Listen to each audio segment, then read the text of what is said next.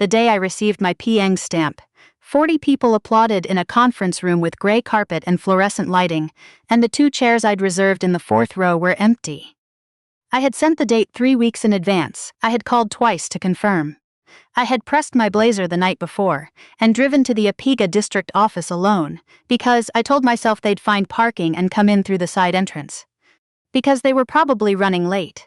Because there was always a delay on Deerfoot Trail. There wasn't. There was a wine and cheese in my sister's new condo, with a cheese board and twinkle lights and a photographer Bree had hired because she'd just listed her first property as a real estate agent. A 2-bedroom in Airdrie she'd been licensed to sell for 11 weeks. The photos went up that evening. My mother Lorraine in a floral dress I'd never seen before, one arm around Bree's shoulders, pink-cheeked and bright. My father, Alec Dunbar, in his good navy blazer, the one he wore to things that mattered to him, standing on Bree's other side with the wide, easy smile that had always been hers to collect. The caption read, "Couldn't be more proud of our girl, first listing and already unstoppable." I read it 4 times, then I put my phone face down on the kitchen counter and stood at the sink looking out at the neighbor's back lane until the light changed. My name is Leah Prescott. I was born Leah Dunbar. I'm a structural engineer in Calgary, 38 years old, and I spent most of those years believing that if I kept working and kept achieving, and kept being steady and quiet and easy to manage, my parents would eventually look at me the way they looked at my younger sister Bree. It took me until I was standing alone in my kitchen with my new professional stamp in my bag to understand that this was never going to happen. The version of their approval I was working toward simply did not exist. It had been allocated elsewhere, permanently, long before I had any say in the matter. Bree Dunbar is 3 years younger than me and has not held a job for longer than 14 months at any point in her adult life. My parents have called every departure a reinvention. They funded each one cheerfully: interior design school, a pottery studio in our mother's garage, a summer in Lisbon that was supposed to clarify something and didn't, and then the real estate license. Through all of it, in the language my parents used exclusively for Bree, she was someone with a gift for living. I remember being 13, standing in the kitchen with a provincial science fair ribbon. First place, regional round, a project on load distribution in bridge structures that my teacher had submitted on my behalf. My father looked at it, said it was good, and went back to the newspaper. 2 weeks later, Bree came home with a participation certificate from a school talent show. She'd sung a song from a film she liked, she was 8 years old, and she hadn't placed in anything. My mother had the certificate framed. It hung in the front hallway until the day my parents sold that house. I stopped expecting things after that, or I tried to. But there's a particular kind of grief that comes from loving people who look through you, and it doesn't go away simply because you've named it. I met Cormac Prescott at a birthday dinner in Kensington. He taught woodworking and design technology at a public high school in the northwest of the city, which came with a modest salary, summers that looked free from the outside but were mostly spent on curriculum, and the sort of quiet satisfaction that doesn't translate well at my parents' dinner table. He asked questions and listened to the answers. He was funny in a dry, unhurried way that made people around him easier. He knew how to be in a room without filling it. My father met him twice before reaching the conclusion he's held ever since. At the second family dinner, while Cormac was in the kitchen helping my mother carry out plates, because that is simply who he is. My father leaned across the table and said to me, in the quiet, certain tone he used for things he considered obvious, "He works with his hands, Leah." As though hands were something to apologize for, as though the sentence had a conclusion he'd left off out of courtesy. I told him I found that to be one of Cormac's better qualities. He smiled the way he smiled when he'd decided not to argue, thin and patient and entirely confident in himself. We married 2 years later in a small outdoor ceremony near Canmore, with the mountains behind us and 40 people who actually wanted to be there. My parents came. They sat in the 3rd row and smiled for the photographer, because appearances have always mattered more to them than almost anything else. At every family gathering for years afterward, my father found a way to note, in passing, that Cormac's salary was grid-based, that his pension was defined benefit, that the school where he taught had declining enrollment. He said it the way you'd mention the weather, not as an argument, just a fact he expected everyone to accept as self-evident. I told myself I could live with it. I spent years telling myself that. I was wrong. When I finally passed my PN exam and received my stamp, I had been working toward that designation for 8 years, 4 years of undergraduate study, 4 years of supervised experience, the exams, the documentation, the professional references. In Alberta, a PEng stamp means legal accountability. Your name goes on the drawings, and you are personally responsible for what they certify. It is not decorative. It means something real. I wanted them to see it. Some stubborn, inarticulate part of me still believed this would be the thing. I reserved 2 chairs. I sent the date 3 weeks in advance. I called twice. They went to Breeze Wine and Cheese in Airdrie instead. The listing sat on the market for 4 months before the sellers switched agents. I went home, changed out of my blazer, and made a decision so quietly it barely felt like one at the time. I blocked both their numbers. I removed myself from the family group chat, deactivated my social media accounts, and sent a 2-sentence email saying I needed distance and would reach out when I was ready. I was not ready for 4 years. The call came on a Tuesday in February, during a cold snap that had brought Calgary to -28. I was reviewing load calculations for a pedestrian bridge project when an unknown number appeared on my phone. I answered because I was expecting a call from a subcontractor. The man on the other end introduced himself as Desmond Collier, my father's solicitor and estate administrator.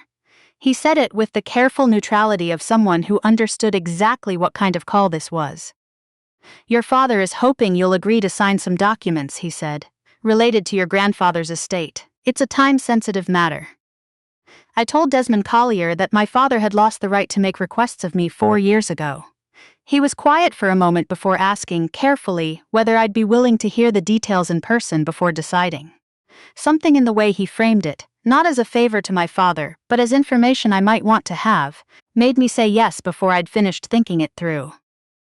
He came on a Saturday morning, driving a silver Volvo that looked slightly out of place on our street, where the driveways are cracked from freeze-thaw, and the fences lean a little from years of prairie wind.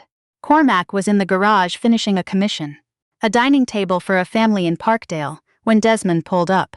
He wiped his hands on his jeans and shook Desmond's hand with the easy warmth that came so naturally to him, the same warmth that had once made my father sigh with barely concealed disdain. I watched something register quietly on the solicitor's face as he took in the garage, the half-finished table, the tools arranged with the kind of care that reflects genuine pride in work. We sat at the kitchen table. Cormac made coffee and brought it out and went back to the garage, because he understood without my having to say it that this was something I needed to do on my own terms. Desmond opened his briefcase and slid a folder across the table. "Your grandfather, Roy Dunbar, established a family trust in 1994, he said. "Your father has administered it since Roy's passing. The trust is now approaching its distribution date. Both beneficiaries have passed the age threshold. Your father is requesting that you sign a deed of variation before distribution is finalized." Varying what, exactly? The distribution terms. It would adjust the allocation between you and your sister. I opened the folder, 42 pages. The language was dense in the specific way legal documents become when they are designed to be signed rather than understood. Phrases like voluntary relinquishment of beneficiary entitlement and restructured allocation by mutual written consent folded in on themselves when I tried to trace their meaning. I am a structural engineer. I read technical documents for a living. I know that the line most likely to matter is the one written in language most likely to make you skim past it. I did not skim. "This says my grandfather established the trust," I said, looking up. "Not my father." "That's correct. So my father is the trustee?" "Yes." "What does the original trust document say about distribution percentages?" Desmond's answer came half a second slower than it should have. "There are provisions allowing for variation with beneficiary consent." "Both beneficiaries consent?" He didn't answer directly. That pause told me more than the 42 pages had. I closed the folder and slid it back across the table. "I'll have my own solicitor review this before I sign anything." He left the folder with me. At the door he paused and said, almost to himself it seemed, "I'd encourage you to read the founding document as well if you can obtain a copy. Your grandfather was a careful man." I didn't know what to make of that at the time. I do now. It took me 3 days to find a solicitor who specialized in estate and trust disputes. Her name was Helena Marsh, and she practiced out of a firm in Calgary's Beltline neighborhood. She had 16 years in estate litigation. She reviewed both the deed of variation and the original trust documents, which I'd requested from the provincial archives, where Roy Dunbar had filed a notarized copy in 1994, And she called me 8 days later. "Leah," she said, "I need you to be sitting down." I was already sitting. I pulled my coffee closer. Roy Dunbar's trust was specific and unambiguous. Both granddaughters, Leah and Bree, were named as equal beneficiaries, 50% each, distributed when both had reached 35 years of age. The trust held approximately $340,000 in a managed investment account, plus a parcel of undeveloped land in Lacombe County that had appreciated considerably since the early 90s. My father had been named trustee, responsible for managing the assets responsibly on behalf of the beneficiaries. He had discretion over investment decisions within defined guidelines. He did not have authority, under any provision of the original document, to unilaterally alter the distribution percentages. "So what is the deed of variation actually asking me to sign?" I said, though I already knew. "Away 65% of your share," Helena said. "Your distribution would have been reduced from 50% to approximately 17.5% of the total estate value. Everything else would have gone to Bree." I sat in my home office looking at the framed site plan across from my desk, a pedestrian bridge project I'd completed 3 years ago, still standing, still doing exactly what it was designed to do, and felt something cold and clear settle in my chest. "Why does he need my signature at all?" I asked slowly. "If the trust already says 50-50, why can't he simply distribute it that way?" "Because the original document contains an explicit equal division protection clause," Helena said. "He cannot change those proportions without written consent from both beneficiaries. Without your signature, the trust executes as Roy intended. Bree turned 35 in October. The distribution window closes in April. Your father is running out of time." I thought about the iron ring on my right hand. I thought about the empty chairs in the 4th row. I thought about the navy blazer. "Don't sign anything," I said. "Let's see what he does next." "Understood," Helena said. What he did next was call. 15 times over 11 days my father's number appeared on my screen, and 15 times I let it go to voicemail. My mother called 4 times. Bree sent a series of texts that escalated from breezy to pointed to indignant over a week. She left a voice message, her voice carrying that particular tightness of someone recording rather than speaking, saying I was being selfish, that our grandfather had always wanted her to have stability, that I already had a career and a home and she was still building hers. I didn't respond. I had spent 4 years learning that explaining yourself to people who have already decided what they need from you helps no one. It only opens a door you've worked hard to close. My father did what he has always done when things don't proceed as he expects. He escalated formally.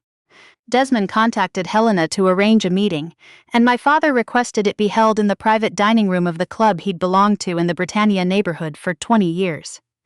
The kind of place with leather chairs and a wine list kept behind the bar and a maitre who knows your name. He has always found it easier to be certain of himself in rooms like that. I agreed to go. I went alone. He was already seated when I arrived, a glass of scotch in front of him, his posture carrying the same easy confidence I'd watched my whole life. He stood, offered a version of a smile, and gestured at the chair across from him as if 4 years were a minor inconvenience that had resolved itself on its own. "You look well," he said. "I am well," I said. He tried warmth first, talked about time, about how these things have a way of losing their edges, about family as though it existed independently of the choices that constituted it. He did not mention my certification ceremony. He did not mention the listing in Airdrie. He spoke as if the 4 years had been weather. Something that happened rather than something I had deliberately built. When that approach didn't produce what he wanted, his tone shifted the way it always eventually did. He told me Bree had struggled, that she'd had difficult years, that I had advantages she'd never had, stability, a profession, a clear path, and that our grandfather, if he'd known how things would unfold, would surely have wanted the trust to reflect actual need rather than a 50-50 split drawn up in 1994 when no one could have predicted who would need more. I reached into my bag and placed Roy Dunbar's original trust document on the table between us. I had highlighted one paragraph in yellow. It read, in Roy's plain and deliberate language, "It is my explicit intention that the assets of this trust be divided equally between my granddaughters, and that this division not be altered by any trustee instruction or deed of variation signed under conditions of incomplete disclosure or undue pressure." Something shifted in my father's expression. Not dramatically, he was too controlled for that, but something behind his eyes recalibrated as he recognized his own father's phrasing. "Where did you get that?" he said quietly. "I read it," I said, "all of it." I stood up, picked up the document, and left him sitting there with his scotch and his folder, and an expression I hadn't seen on his face before. I walked out of that club and did not look back. I'd stopped doing that a long time ago. The legal pressure began 3 weeks later. My father retained a separate firm and filed a claim in the Alberta Court of King's Bench, arguing that the trust's equal division provision was ambiguous and warranted judicial interpretation. Helena reviewed the filings with the same quiet steadiness she brought to everything and told me his arguments were thin. He was betting that the cost and stress of litigation would make me fold before the distribution window closed. "He doesn't know you," she said. She was right, he never really had. What broke the case open wasn't anything I did, it was something my father did entirely to himself. Between the initial filing and the scheduled case conference, my father, apparently dissatisfied with the pace of his retained firm, drafted additional language he wanted inserted into the deed of variation. He emailed it to Desmond directly, without consulting his litigation counsel. The new clause granted him ongoing management authority over the Lacombe County land parcel even after final distribution, with a specified annual management fee, allowing him to continue drawing income from assets he was supposed to have administered on behalf of others. At the case conference, when both sides exchanged final position documents, Helena read the new clause and went still in the particular way. She went still when something significant had just occurred. She passed the document to me under the table with a single line underlined. The clause my father had added, granting himself ongoing compensation from trust assets after his role as trustee was set to expire, constituted, under the Trustee Act of Alberta, a self-dealing transaction. A trustee cannot personally benefit from trust assets except as authorized by the trust instrument itself, by court order, or with the fully informed written consent of all beneficiaries. Roy's original document contained no such authorization. My father had sought no court order, and I had most certainly not consented. The self-dealing clause didn't just void itself. Because it had been inserted into the deed of variation, it rendered the entire document invalid. And because my father had now formally, in writing, attempted a self-dealing transaction while acting as trustee, the court was obligated under the Act to appoint an independent review of all trustee accounts going back to Roy Dunbar's death. That review took 6 weeks. It found that my father had been drawing trustee compensation since 2011, at a rate considerably above what Roy's founding document permitted. Over 13 years, the discrepancy amounted to $61,400 in unauthorized withdrawals from trust income. He hadn't just tried to take my share. He had been quietly taking from both of us, from the estate his own father had built with the explicit intention that it reach his granddaughters intact. Helena told me the figures on a Thursday afternoon while I was eating lunch at my desk. She read them carefully, one by one. I put down my fork and sat there for a while, looking out the window at the February sky above the buildings across the street, pale blue and very clear the way it gets after a cold snap finally breaks. At the final hearing, Justice Alderton of the Alberta Court of King's Bench ordered the trust distributed according to its original terms, 50% to each beneficiary. My father was removed as trustee and ordered to repay the unauthorized compensation from his personal funds, with interest calculated from the date of each withdrawal. The Lacombe County parcel was appraised and the proceeds divided. The investment account was transferred directly to each of us. My share came to $209,000. It arrived in my account on a Wednesday morning, which happened to be the same Wednesday Cormac was delivering the finished dining table to the family in Parkdale, loading it into the truck himself, wrapped in moving blankets. The kind of work you do with care because someone is going to eat around that table for 20 years, and you want to have done it right. I didn't feel what I expected to feel. I'd thought there would be something loud about it. Some righteous, triumphant settling of accounts. What I actually felt was quieter than that, and in its own way more complete. Like a beam I'd been supporting for years had finally found its proper footing. The load hadn't disappeared. It had simply gone where it was always supposed to go. I put a portion of the money into our mortgage. The rest I placed in an index fund and left it there. Practical, undramatic, mine. Cormac and I talked about what we'd do with the reduced payments. Maybe fix the back fence properly this time, maybe take a trip to the East Coast we'd been postponing for 3 summers. Small things, real things. Bree called once, about 2 months after the ruling. Her voice was different than I remembered, quieter, less certain of its own direction. She didn't apologize, not quite.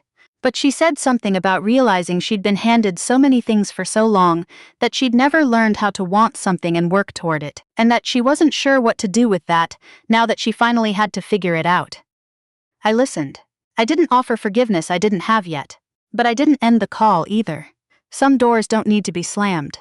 They can simply be left slightly ajar for whatever future version of a relationship might eventually come through, if one ever does. My father did not reach out. I don't know whether that was pride or shame or simply the default position of a man who has never known how to be wrong in a way other people can see. It doesn't matter much to me anymore. There's a principle in structural engineering called load path. The route of force travels through a building from where it's applied to where it's finally absorbed by the ground. The key is that load follows stiffness. Forces don't distribute themselves fairly, they move toward whatever element can bear the most. For most of my life I had been that element in my family, the one who could take it, the one who didn't require handling. What I understand now is that bearing load is not the same thing as being necessary. Sometimes the most structurally sound decision you can make is to step out of the system. Let the forces redistribute, see what was actually holding and what was only ever leaning on you. The pedestrian bridge I worked on years ago is still standing in Inglewood, over the Bow River. I drive past it sometimes on my way to site visits. I don't think about it much when I do. That's the goal. To build something so solid and so correct that no one notices it, that it simply holds, that it simply is. Cormac asked me a few weeks after everything was settled whether I was okay. I looked at him across the kitchen, at the tile he'd relayed himself 3 summers ago, at the plans for the back fence rolled up on the counter, at the particular way the evening light came through the west window at this time of year, and I said yes, not as a reassurance. As an honest answer maybe for the first time. He nodded the way he nods when he believes me and went back to what he was doing. That was enough, it was more than enough, it was exactly what I had built.